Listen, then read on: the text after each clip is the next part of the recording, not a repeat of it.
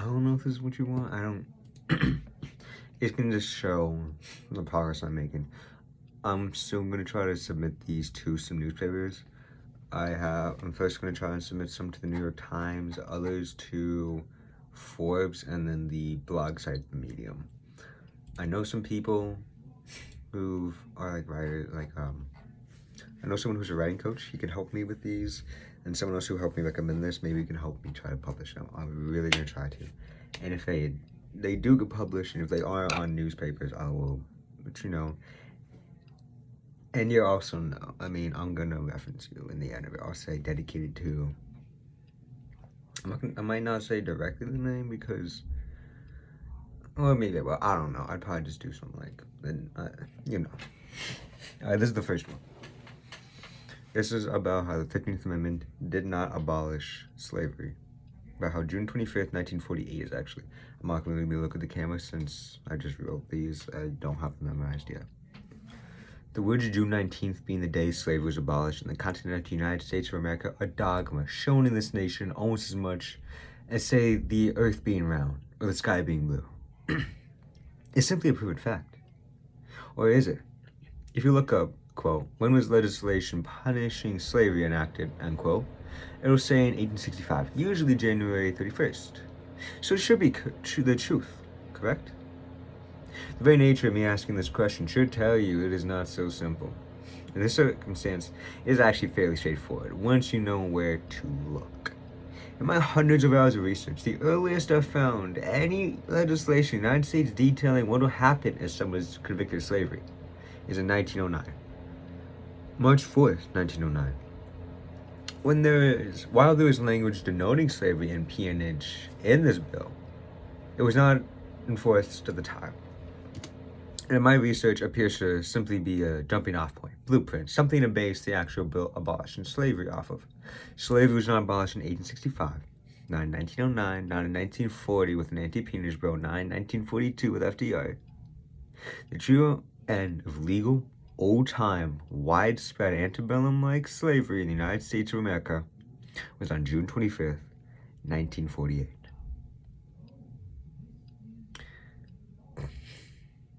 A mere year and a half before the United Nations did the same on a worldwide scale. In this article, I will be proving without a shadow of a doubt, using our nation's own legislation, to slavery was not disallowed until the 1940s. That's the first one. I believe my favorite, also coincidentally, is the last one. I might try to add timestamps too. Bootstraps, past and present. If you were born in the United States of America, chances are from the moment you were born, you were told the same lie that your parents and their parents were told. The lie that you can accomplish anything and that everyone has the same chances of succeeding as long as you just work a little bit harder. These words are practically scripture in our culture. Individual responsibility and bootstrapping is practically a religion in our country, and like many other religions, it's no more than a way to control the masses. This lie has been served to each and every one of us since practically the very inception of our country. But I'm going to be focused on the last century and a half or so. Understanding the past helps us understand the present. And if the words used in both eras are the exact same, then what's to say they are more true now than they were when these phrases were first said so many decades ago? In this article, I'm going to be showing different key events, and key quotes from powerful people in our country to prove without a shadow of a doubt that these ideas of bootstrapping aren't just willfully wrong, but a purposeful and tactical way of deceit to control and steal from the American people. That's the second one. This is the third one. I think this is one of the more recent ones I wrote. Also, some of these I wrote at work, and they haven't been fully edited yet, so they should be a lot better once I get farther into it. These are just so I can get the base ideas and get the juices flowing. 1933 is the year Adolf Hitler was appointed as Chancellor of Germany. His first actions were to affirm his power by giving himself supreme control. His next was to establish concentration camps. Then it was to establish anti-Jewish acts, whether anti-Jewish boycotts, general laws, or laws to remove them from public schools. His next was to burn books, essentially an archaic form of book bannings, with the motives for and results from still remain practically the same. They're both done to limit freedoms of individuals by limiting not only what the people know, but also the things they can learn. History is like a book. A book we're taught to only read one chapter of. You can't understand the story of a book by only reading the ending. Yes, you may be able to infer the general ideas of it, but you won't be able to fully understand the lessons from and the reasons for how you got there. Just as you can't appreciate a great song by only hearing 15 seconds of it, or taking the true beauty of a tapestry by only seeing it through a keyhole. To truly appreciate the beautiful novel in this time, you must see the whole picture, read the whole book. In order to learn how the ending came to be, you must read the beginning. And we have been neglecting the foundational chapters now for generations. I will be explaining in this article how and why we must learn from our past, and in this scenario why we must learn about how other cultures, such as the Nazis, used book bannings to articulate why we must not do so now, why it is an absolute imperative for us to fight back against book bannings.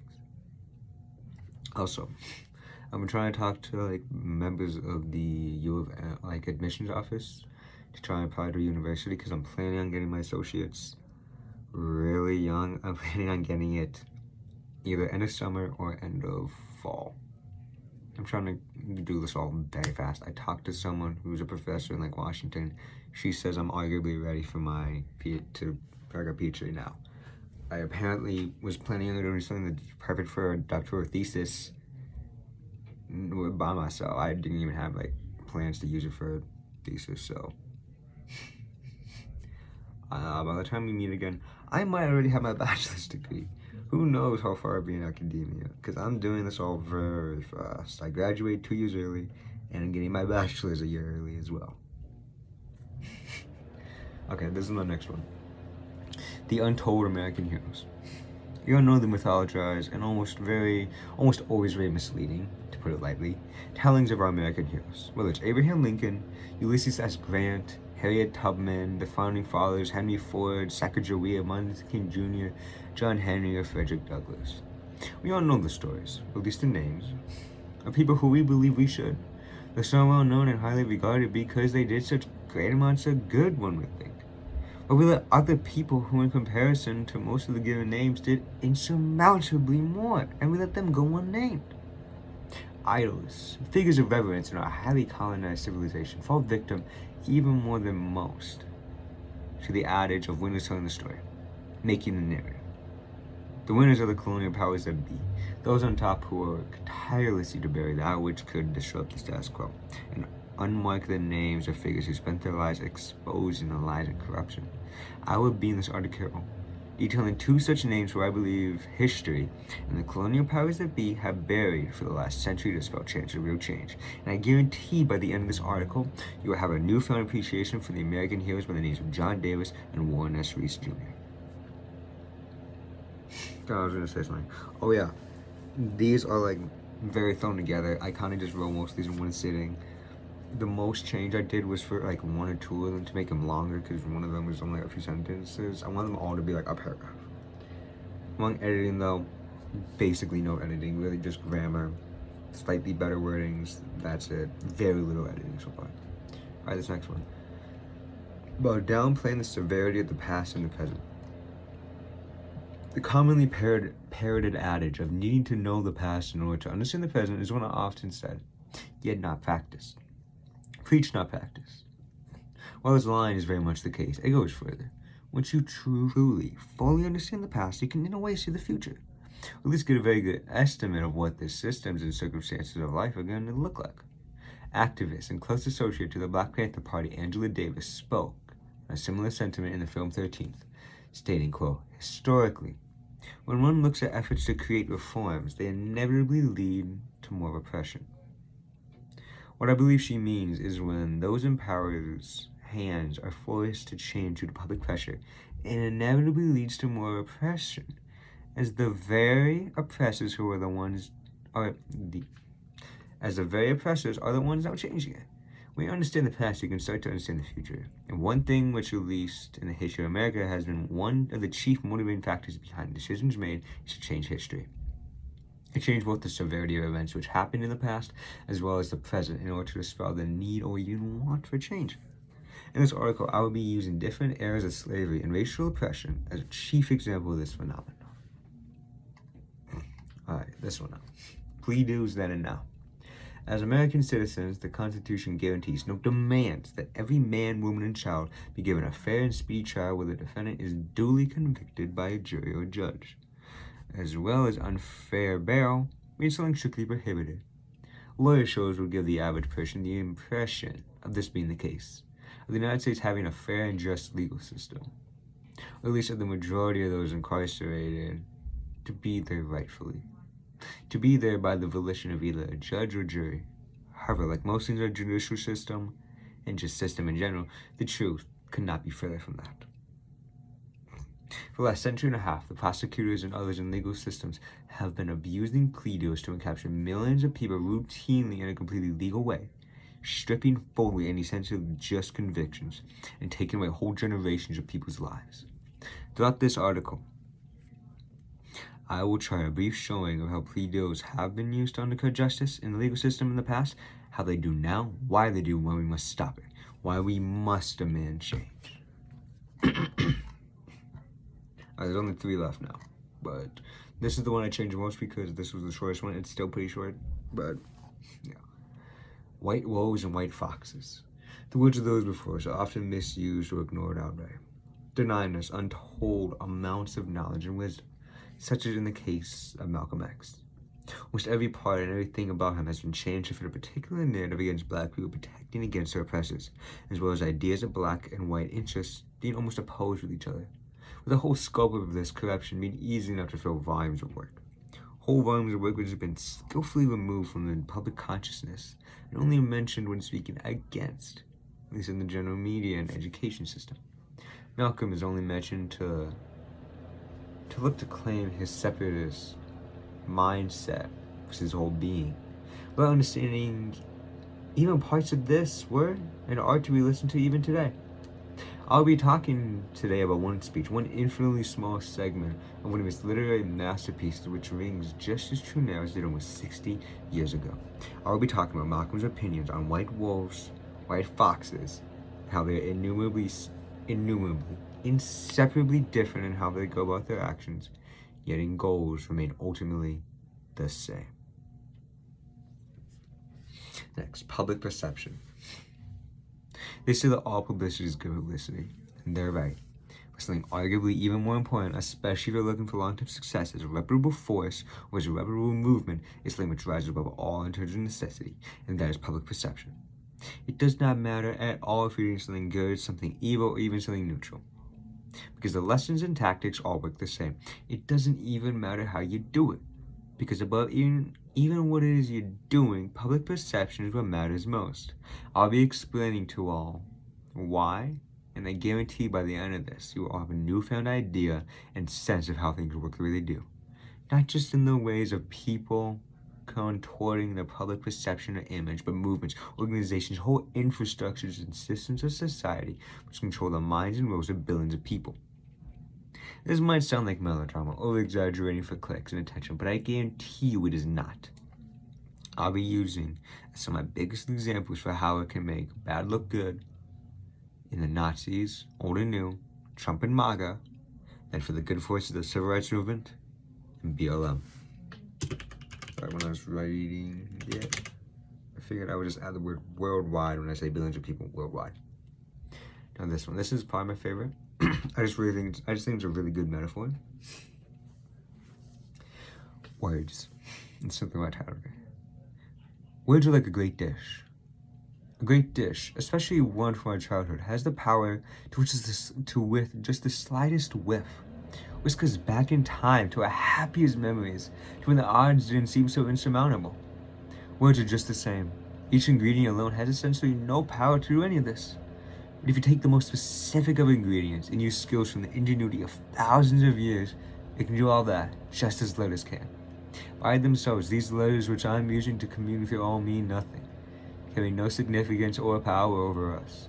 But if we intricately string together, oodles them together, we can use them to spread knowledge of our past, present, and future. They can change lives for the better, and for the worst. Just as a great dish can whisk you back to the best times in your life, so can they to your worst, with words being the exact same.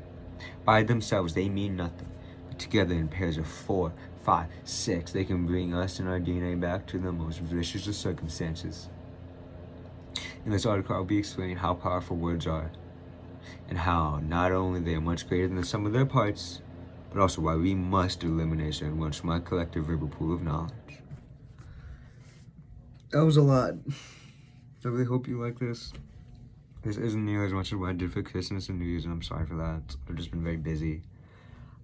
I don't know if I mentioned, but I did get a meeting with Hwajan Kim for next month. So that's something big. I'm going to her office and I'm gonna be talking to her. I'm very excited. I'm curious what's gonna happen. It's a very big opportunity for me. Who knows how much we're gonna do with it. I'll probably try to print some of these off and read them to her. Maybe I already have them published and I can say, I've done this. I could be a big asset, something like that, to try and get on the news again. That's what my end goal. That's what my goal for right now is just get on the news and reunite with you. And also, I guess, bring good social change or make the world a better place or whatever. But yeah, I miss you every single day. I think about you every basically the first thought.